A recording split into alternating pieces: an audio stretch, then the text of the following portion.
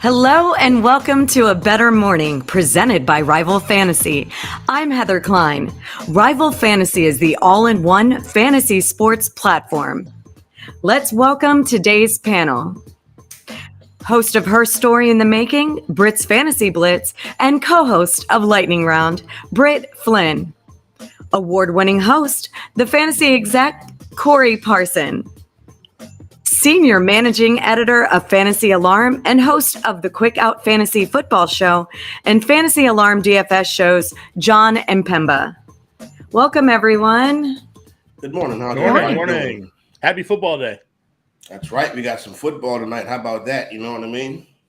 I'm excited. I saw something on Twitter or X, whatever it's called now, saying that if you're betting on the Hall of Fame game, that you might as well do bath salts. And I just think that that's a horrendous take. We're so excited that football's back. We're so excited. Of course we're going to bet on it. Who playing tonight? The Jets?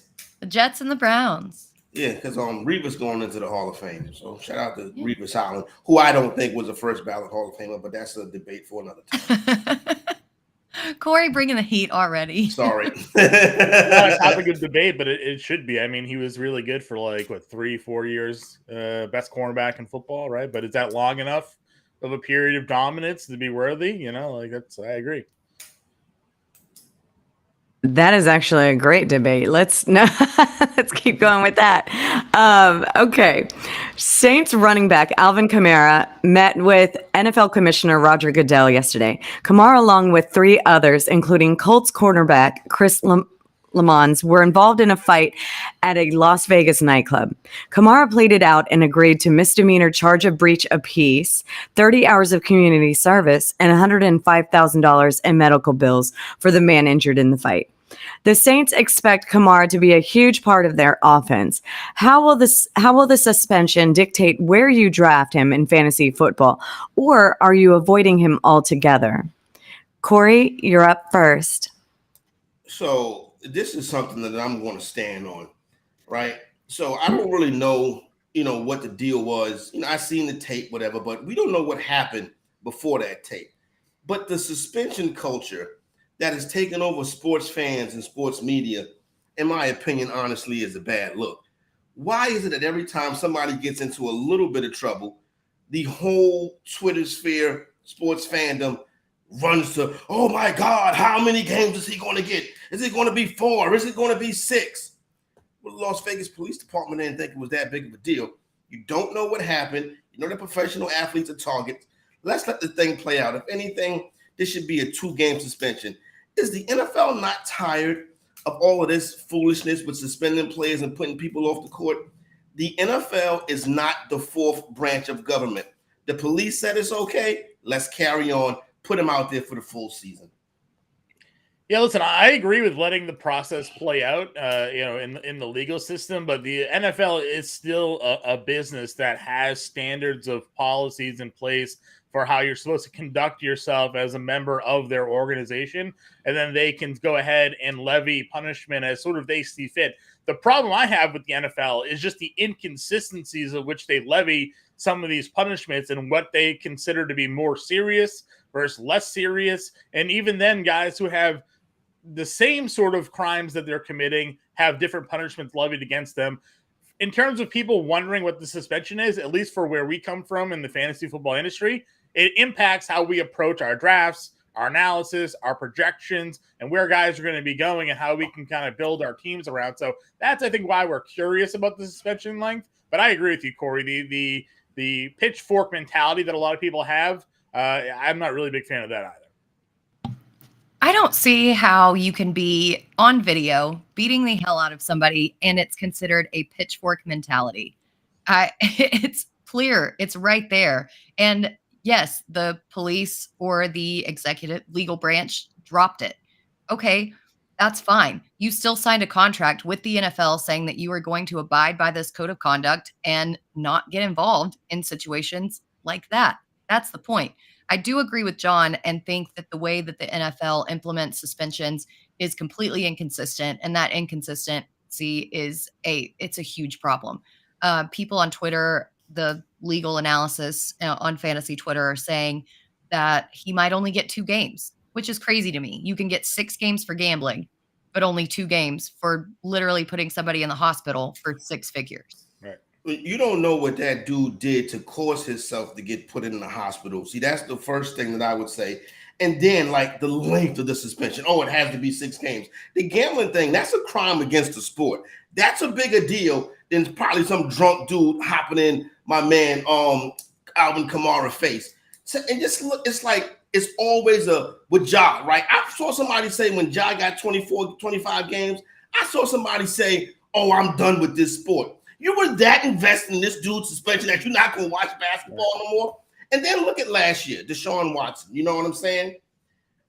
Investigator, judge comes and levies a suspension. The corporate media and the Twitter sphere didn't like it, so they forced the NFL to go back and suspend him longer. That doesn't make any sense to me. I agree. It's got to be some consistency, but I think we should do away with all suspensions.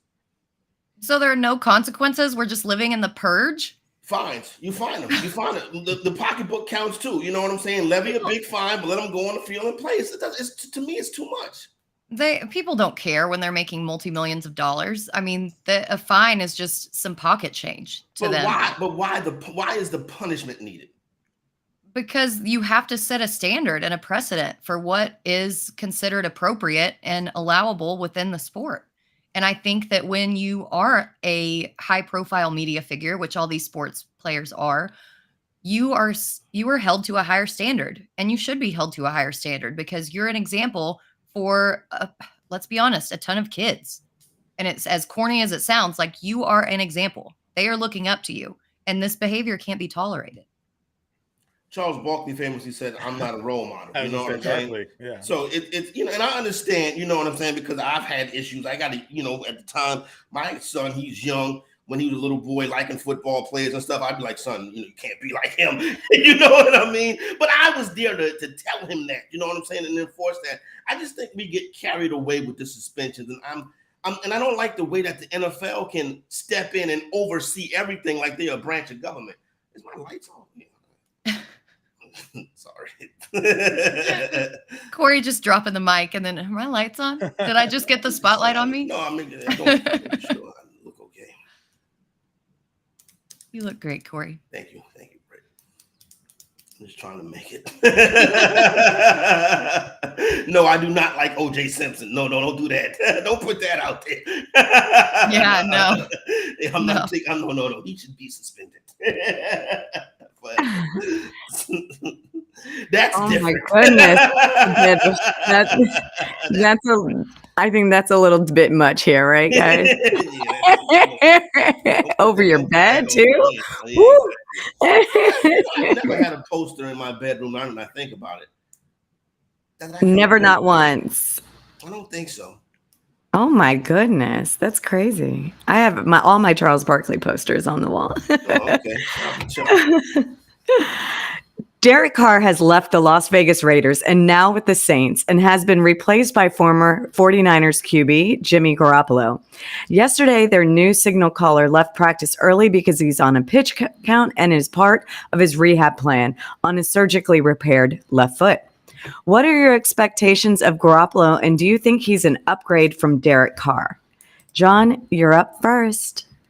I mean, listen, I think that a healthy Jimmy Garoppolo in an offensive system that will allow him to maybe expand his playing profile a little bit more could maybe return the player we saw when he was with the Patriots and for that brief moment where he was healthy enough to start for them under Josh McDaniels here. It's very clear that Kyle Shanahan was looking for a game manager for his offense. I think that's why Brock Purdy is going to fit so well into that system as well.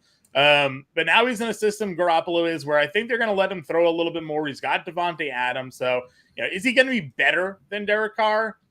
I don't think so, but I think we'll see a better version of Jimmy Garoppolo for fantasy purposes this year than we've seen over the last few seasons when he's been stuck as a game manager for the 49ers.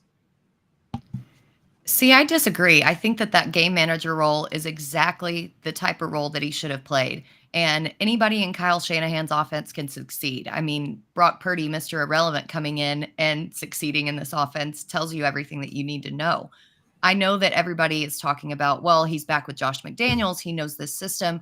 The concern with me is how well he can operate with the personnel around him. In San Francisco, he had one of the best offensive lines and one of the best defenses. And still, his clean pocket accuracy rating ranked 32nd in the league last year. 32nd. Now he's going to the Raiders with very unproven offensive linemen, potentially no running back situation, a new whole room of wide receivers that he's never played with before. I do not see Jimmy Garoppolo doing much of anything in this offense. And to be honest, it concerns me for Davante Adams a little bit. This is the same. This current management of the Las Vegas Raiders is the same people that walked on that field in Indianapolis and saw Jimmy Garoppolo and said, "That's the guy right there." They brought him to New England and liked him so much. Don't care what they say. They was willing to run Tom Brady until Brady went to Robert Kraft. This is the perfect spot for Jimmy Garoppolo. Jimmy Garoppolo has played in 2 NFC championship games and a Super Bowl, but yet everybody act like Jimmy Garoppolo is Colt McCoy. Come on now. Jimmy Garoppolo is perfect. He's going to have the Raiders contending for a playoff spot this year. This is his offense. This is his system. Talk about Davante Adams. Davante Adams had a great year last year. But look at the targets he had and look at the receptions he had. That was because of Derek Carr and Derek Carr not knowing how to run this offense. Now you get somebody that runs this offense. Davante Adams is going to be off the chain this year. I guarantee it. Everybody's going to be like, fantasy exec, you was right about Jimmy Garoppolo. Yeah, I'm a little bit more bullish on him too. Again, I don't think he's going to go out there and be a Pro Bowler. I'm not necessarily touting the Raiders to be a playoff contender, Corey. I mean, if you look at Vegas odds, they're one of the worst projected teams in terms of win total. But I do think that we're going to see a better version or the ability of a better version of Garoppolo, just because I don't think he's going to have the same restraints that a Shanahan offense puts on their quarterback. Because again, he's looking to game manage, where McDaniels is not going to ask him to be a guy that just manages the game, because they need that quarterback to push that ball down the field in their offense. So is he going to fail, Garoppolo? Maybe, but I think that there's at least an opportunity for him to be as good as Derek Carr was last year, given the style of play that we're going to see from them in Las Vegas this season. I just think the schedule is way too grueling. You've got the AFC East, and then the AFC West is always highly competitive. I don't have faith in their defense to put them in a good situation. And I don't really trust Garoppolo to go down there and not make mistakes when the pressure is on him. I mean, but you like that Prescott. Oh my God, Corey. But I'm That saying is not the Garoppolo question. but Garoppolo has things behind him. NFC championships, Super Bowls. You feel what I'm saying? Dak don't got none of that.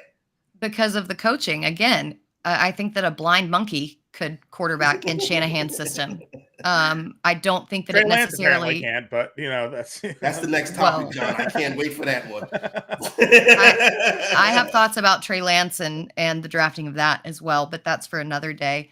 But yeah, I just don't think that he is as good as people are making him out to be. And I think that there are way too many obstacles to him actually returning value and playing well. He just worries me. Last season, right, when I felt as if they made Derek Carr the scapegoat, then I went back and watched when they still had a chance to make it. That game they played against the Steelers, it was the most important play of that game. It was a 4th down. Darren Waller was open in the seam. Derek Carr threw the ball to Mike Tomlin. Jimmy Garoppolo will get this thing turned around. Mike Tomlin is not a wide receiver. Yeah. No, I get it. He was Pittsburgh Steelers head coach on the sideline. For anybody needing some context. Yeah. General Manager John Lynch said prior to the start of camp that QB Brock Purdy was cleared without restrictions after his elbow surgery in March. And he is not disappointed in camp thus far. He is considered the clear favorite to start week 1 as he continues to get first-team reps. And according to sources, Trey Lance has had an unproductive start to training camp. Does this news move him up in ADP? And would you draft him as your QB2? And what are your hopes for the 49ers with him leading the troops of Christian McCaffrey, Deebo Samuel, Brandon Ayuk, and George Kittle? John, you're up first. Yeah, listen, I mean, I think that I'm a little bit more surprised that he came back so quickly from the elbow injury, but if they're saying he's good to go, as we kind of just alluded to, I mean, Jimmy Garoppolo last year in this offense in a limited style, and we don't think highly of him, had 16 touchdowns, 4 interceptions, a QB rating over 100. We saw Brock Purdy step in and have immediate success leading this team here. So, I think he's going to end up being an obvious QB2 in Superflex or 2 QB leagues. They'll probably finish, I think, 12 to 15 in terms of overall QB rating. So he's probably a borderline QB1 in some leagues where you need to maybe stream a guy for your roster here. Love the weapons that are around him. I mean, Deebo Samuel, Brandon Ayuk, George Kittle, Christian McCaffrey, plenty of support for Brock Purdy this year in the offense here. So, I think Purdy is going to be pretty interesting flyer. I'm a little surprised, that Lance just was never able to figure it out. I understand the injuries really set him back, and Shanahan clearly has a certain vision for how the quarterback position is going to be played in his offense, and Lance just isn't fitting that mold. But they use that early round draft capital. They even traded up, and this is what they're doing with that pick. So I'm surprised they're not giving him more of a chance, I think, to compete. I think Trey Lance has shown everything that we need to see from him. I mean, he has been given a chance. I don't think that they should have drafted him as high as they did. He sat out an entire year before even being drafted, and he played in an FCS school. I mean, I really don't get what they were thinking. But again, anyway, back to Brock Purdy. I don't see him being a fantasy relevant quarterback. Last season, even after bringing in Christian McCaffrey, even after developing chemistry with George Kittle, Purdy still ranked 29th in fantasy points per game. And when his receivers were first in yards after the catch, think about how bad he would have been had they not been that good. I think that he's got some severe deficiencies that are being masked again by Shanahan's system. I don't really like where he's going. I don't like his outlook. And then with the UCL, we saw how bad it affected Josh Allen last season, right? Nobody talks about that enough, that Josh Allen had a UCL injury the entirety of the year, and that caused a ton of inaccuracies. So I think that we may just be a little too enamored with this 49ers offense. Britt, from your lips to God's ears, when I told people a couple years ago that the 49ers were trading up to draft Mac Jones, everybody said I was crazy. They were shamed into not drafting Mac Jones, and they took this stiff that last played football in 2019 on a team with the same color scheme as Norfolk State. Are you serious? The Kyle Shanahan offense can save anybody except for this kid. This is going to go down as one of the worst draft picks in NFL history. Son can't even get on the field. And you mean to tell me this is who they traded up to get? I'm telling you they went up there to get Mac Jones. Now, as far as this season goes, the NFC is weak. The 49ers will probably the 49ers will not be in the NFC Championship game this year. That'll probably be Philadelphia versus Dallas. So I'm going to go out there and say, as far as Brock Purdy goes, if you play quarterback chicken and, it's a little bit too late, you can get him as a QB2. But I don't expect much from him. But the real big story here is they dropped the ball when they let social media convince them to draft Trey Lance, who played at an FCS damn school. Yeah, not even the FCS, but barely played at an FCS school. The whole COVID year and then everything before. And his completion percentage was atrocious, even there. Yes, I know that he had a big cannon arm, but his accuracy and everything that he did was overlooked by the fact, he can run the ball. That's great. He's an athlete. Well, everybody's an athlete, newsflash, or you wouldn't be playing football. So I think that there has to be more to playing quarterback than just pure athleticism, and they really, really blew it. And then this is the crazy part. Coming into the season last year, Vegas sportsbooks had liabilities on Trey Lance to be the MVP. The MVP, the most valuable player. Just like this year, Vegas sportsbooks got a liability on Justin Fields to be the MVP. He can't even throw the damn football. Yeah, I mean, obviously they're looking at Lance last year and the hype around him being the starting quarterback, like you guys were saying. being maybe overrated a bit of that 49ers offense, but it's more so I think the 49ers team propping up Lance's super MVP odds last year, and then obviously that fell apart. I mean, I hear what you guys are saying in terms of his inexperience at the college football level, but he doesn't have a lot of experience at the NFL level either. He has four career starts, 8 total games. I don't necessarily know if that's enough to completely judge a guy off of his play. We've seen plenty of quarterbacks have full seasons where that 1 year looks terrible, and then they kind of redevelop themselves with more experience, more ability to practice. I mean, the guy's been hurt a lot, hasn't really had a lot of time to be able to kind of hone in his craft at the NFL level, and the athleticism is obviously intriguing there. So I get what you're saying, and obviously there's still struggles going on with him in camp, and there's probably reasons why teams aren't at least looking to acquire him unless the asking price from the 49ers is awfully high on him. But they're going to cut him. I believe you. They'll probably end up moving on from him as well. But I think a team will grab him, and we'll see if he can get an opportunity. I just look at his body of work and be like, I mean, he hasn't had a real opportunity. I got hurt right away last year. He had a couple of starts his rookie season, but nothing that it was, not enough for me to just outright say he can't play. I mean, we gave Baker Mayfield like 6 seasons to play. That guy can't play. he did that better. Hey, John, here's the thing, right? I've heard a general manager say that sometimes what ends up happening is the media hype can get into your war room. And I really think the 49ers, Mac Jones is perfect for Shanahan. Sure. But I think that picture of Mac, that shirtless picture of Mac Jones, I'm serious. I think that lowered his draft stock because social media tore him apart when that picture came out. You know what I'm saying? But so what? And Alabama need better facilities. How come everybody come out of Alabama a little bit pudgy? You would think it's damn Alabama. You know what I'm saying? For my Patriots' sake, I'm hopeful that this is a bounce back year for Mac Jones after the debacle that was the Matt Patricia, Joe Judge offensive play calling era last season. So, hey, week 15 starts off the first weekend in December.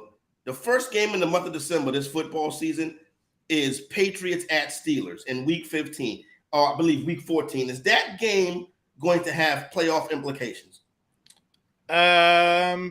Maybe for the wild card. I mean, I don't think the Patriots or the Steelers are going to compete for the division this year, but because they have the extra teams in the playoffs, I think both teams have good enough coaches to keep their teams afloat. So we'll see. I think it could, but it'll be interesting. I'm a little bit more bullish on the Steelers and Pickett this year than I think most. So, again, I'm willing to give guys opportunities to prove me wrong. So, Pickett coming up of a rookie year, give him a year or two. He was injured at times last year, full year at the NFL speed. He's got good offense around him. He improved the offensive line a little bit. We'll see if Pickett can make or break it this year. If he can't, well, then that's the case. But I'm going to at least give him the opportunity to. Rival Fantasy is the all-in-one fantasy sports platform. Play challenges, fantasy book, fantasy bingo, plus season-long fantasy football.